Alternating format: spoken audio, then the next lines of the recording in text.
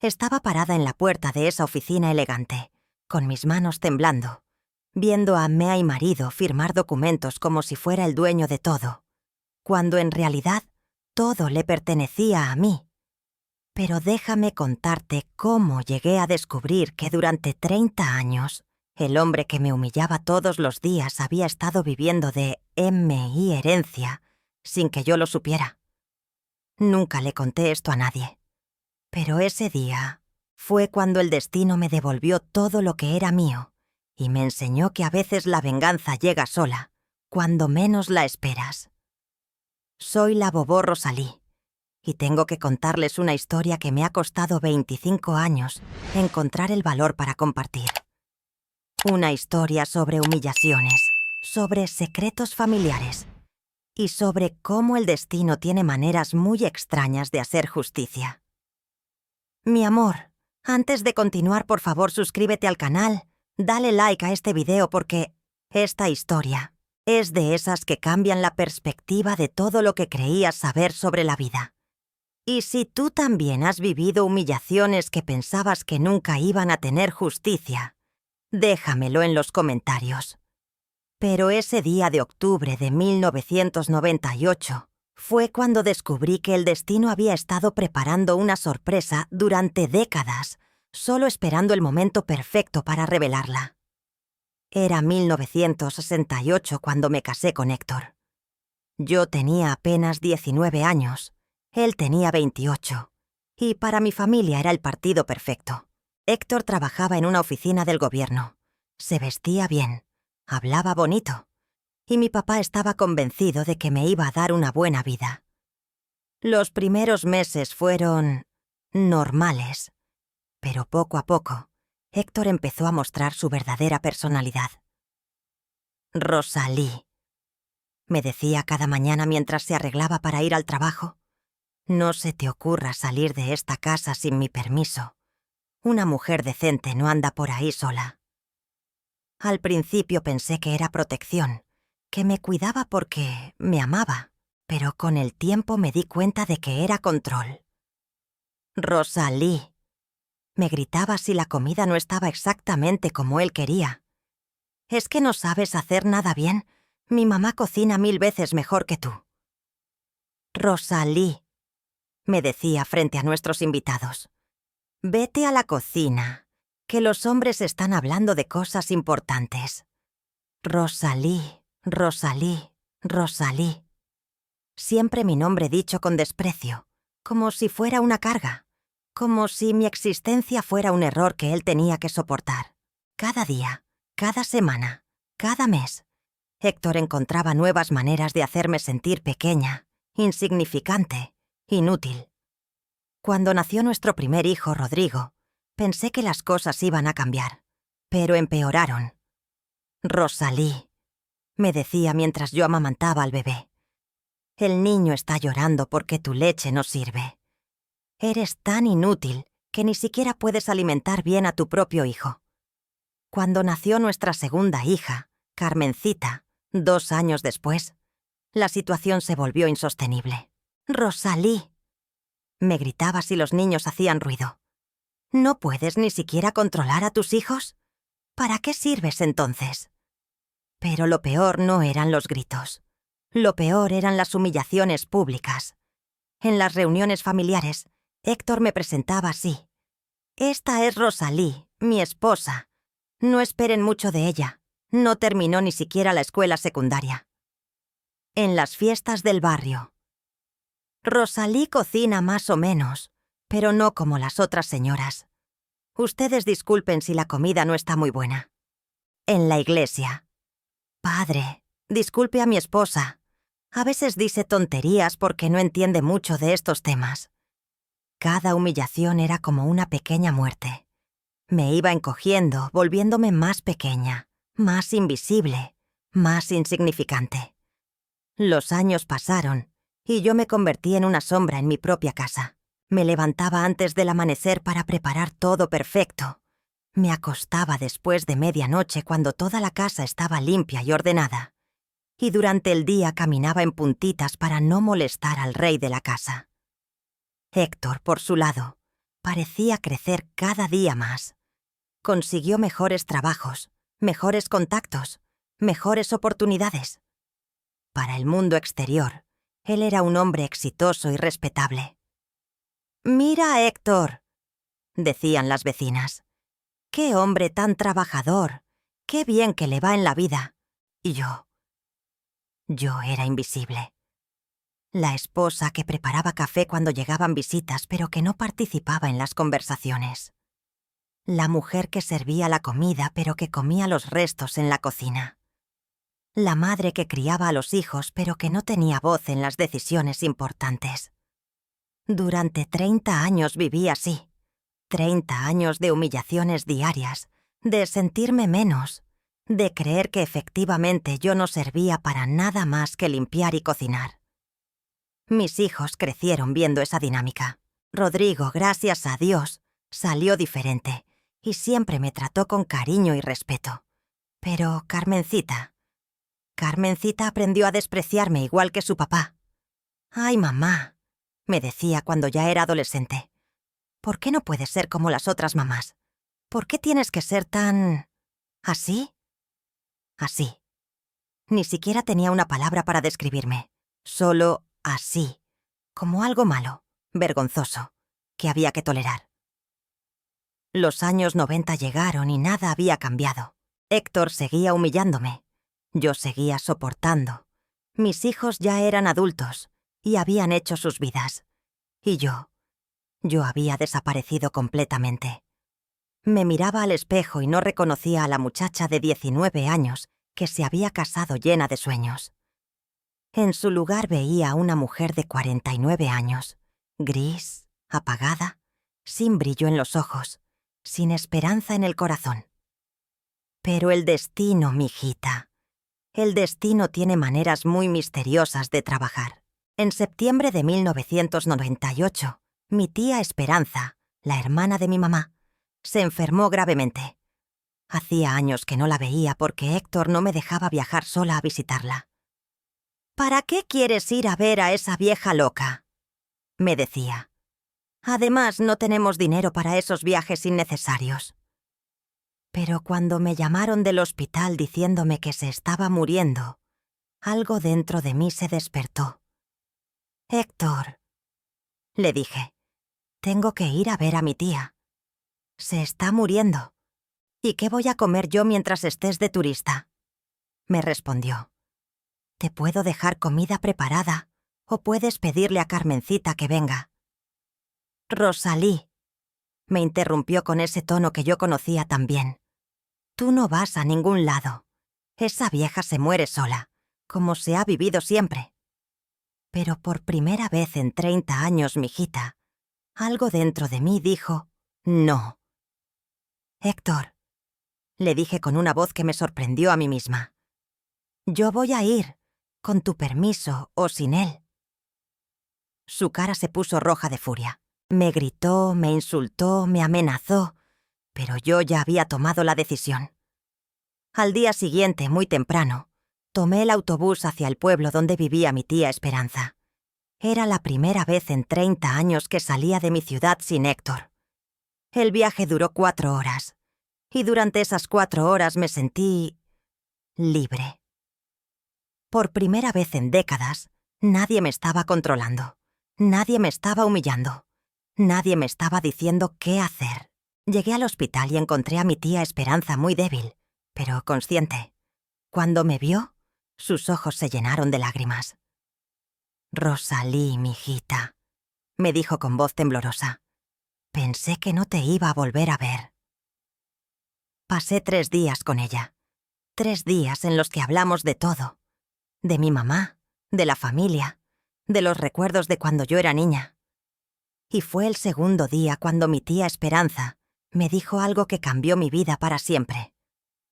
«Rosalí, hay algo que tengo que contarte antes de morirme. Algo sobre tu herencia». «¿Qué herencia, tía? Nosotros nunca hemos tenido dinero». Ella me miró con una expresión muy seria. «Tu abuelo Ramón, el papá de tu mamá, tenía propiedades. Muchas propiedades. Cuando él murió, tu mamá heredó todo. Pero como se casó muy joven, su marido se encargó de todo. Mi corazón empezó a latir más rápido. Pero tía, mi papá nunca me habló de ninguna herencia. Porque tu papá vendió casi todo cuando tu mamá murió. Pero había una propiedad que no podía vender porque estaba a nombre tuyo desde que naciste. Tu abuelo la puso específicamente a tu nombre. No podía creer lo que estaba escuchando. ¿A mi nombre? Sí, mijita. Un terreno grande en el centro de la ciudad. Tu abuelo lo compró pensando en el futuro, para que sus nietas tuvieran algo propio. Pero tía, ¿por qué nadie me dijo nada cuando me casé? La expresión de mi tía se puso triste. Tu papá se lo dijo a Héctor antes de la boda. Le explicó todo el papeleo, le entregó los documentos, le dijo que era para tu seguridad económica. El mundo empezó a dar vueltas alrededor de mí. ¿Héctor sabe de esa propiedad?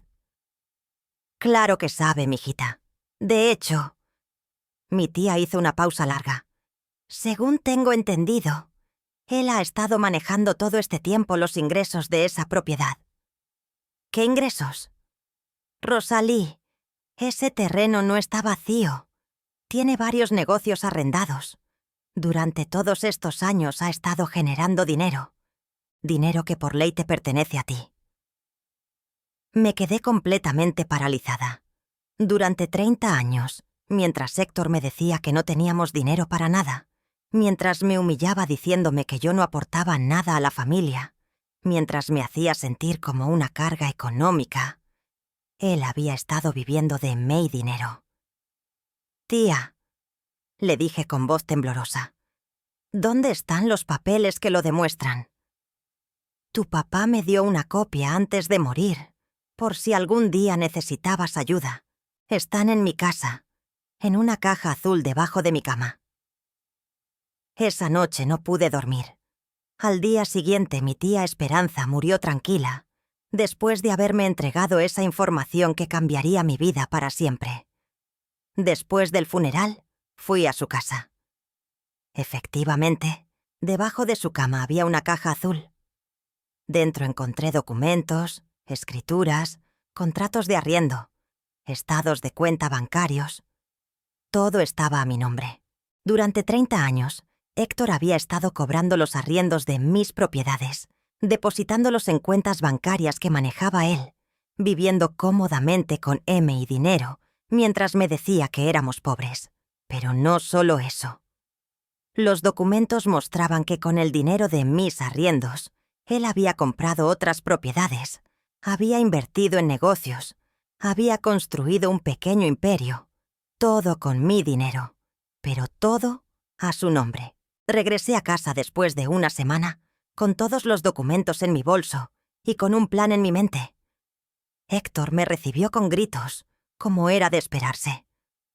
¿Dónde te habías metido, mujer irresponsable? ¿Crees que la casa se mantiene sola?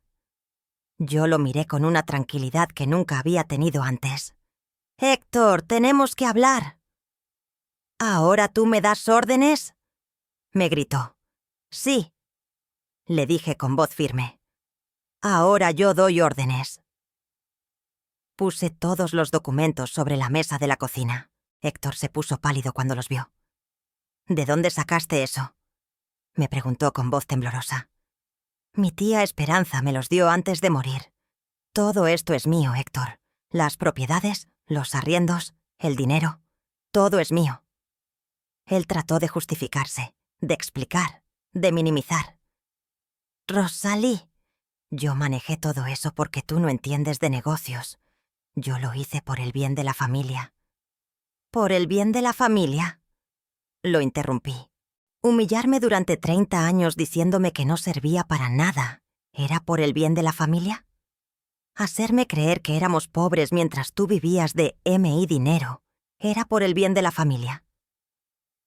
Por primera vez en 30 años, Héctor no tenía respuesta. «Escúchame bien», le dije con una autoridad que nunca había sentido antes. «Mañana vamos donde un abogado.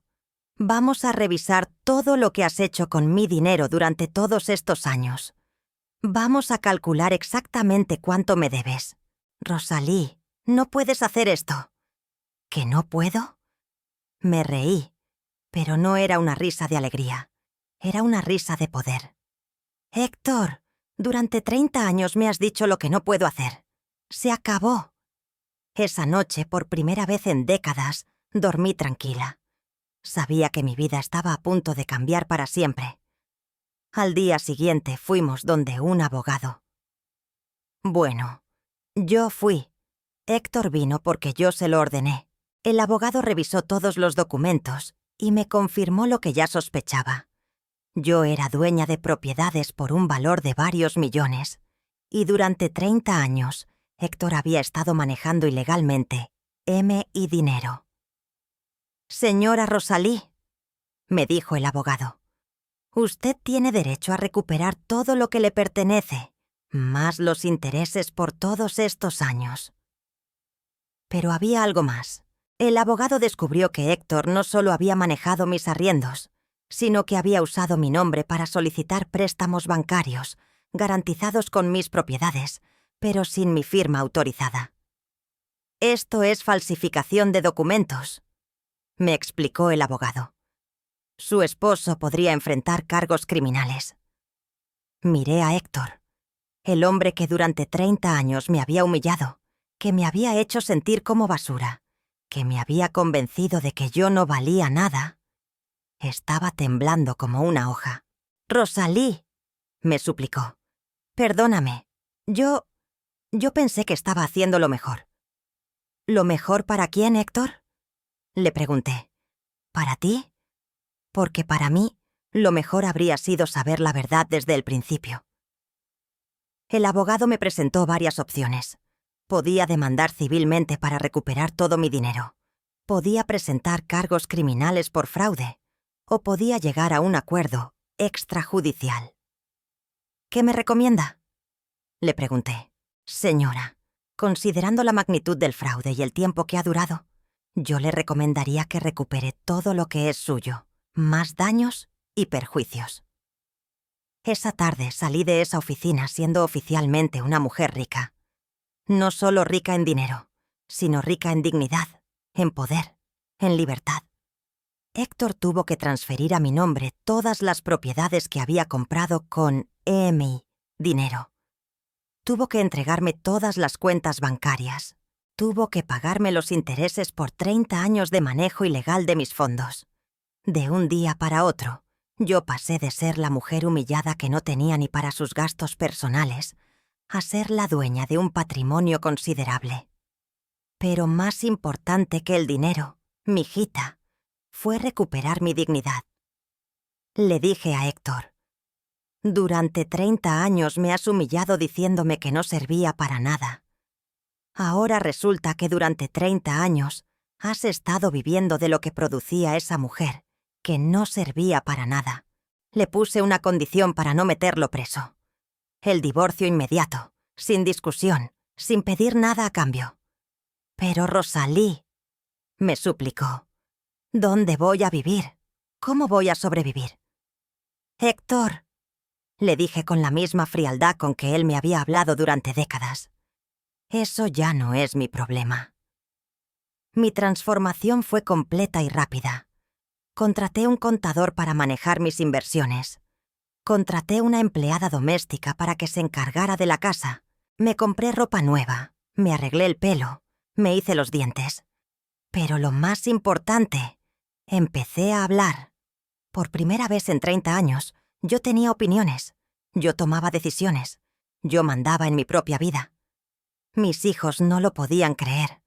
Rodrigo estaba feliz por mí, pero Carmencita estaba furiosa. «Mamá», me gritó un día, «¿cómo pudiste hacerle eso a papá? ¿Dónde está la mujer sumisa y obediente que nos criaste?» «Carmencita», le dije tranquilamente, «esa mujer era una mentira. Esta soy yo realmente». «Pero mamá, las mujeres no pueden tratar así a sus maridos». «Mijita», la interrumpí, Los maridos no pueden robar y humillar a sus esposas durante 30 años tampoco. Me dolió mucho que mi propia hija me juzgara, pero entendí que ella había crecido viendo un modelo de sumisión y pensaba que eso era lo normal. La reacción del barrio fue interesante. Algunas vecinas me criticaron por haber destruido mi familia. Otras me admiraron por haber tenido el valor de reclamar lo mío. Pero a mí ya no me importaba lo que dijeran. Por primera vez en mi vida, yo vivía para mí. Con mi dinero, abrí un negocio.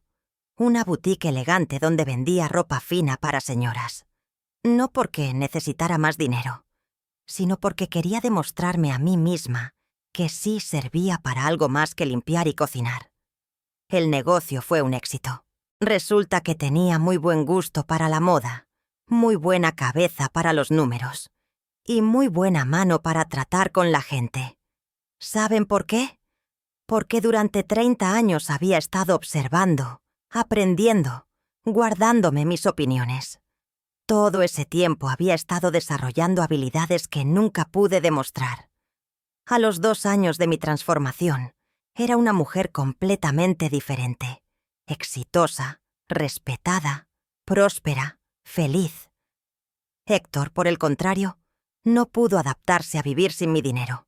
Trató de conseguir trabajos, pero ya tenía casi 60 años y no tenía las conexiones que había logrado cuando manejaba mis recursos. Un día se apareció en mi boutique, humilde, pidiendo perdón, suplicando que lo perdonara. «Rosalie», me dijo con lágrimas en los ojos, «me di cuenta de todo lo que perdí. No solo el dinero. Te perdí a ti. Perdí a la mujer más valiosa del mundo». Lo miré con tranquilidad. «Héctor, tú nunca me perdiste. Nunca me tuviste. Durante 30 años tuviste a una empleada doméstica gratuita que además te financiaba la vida. Pero a mí nunca me conociste». «¿Podemos intentar de nuevo?», me suplicó. «No», le dije sin dudar ni un segundo.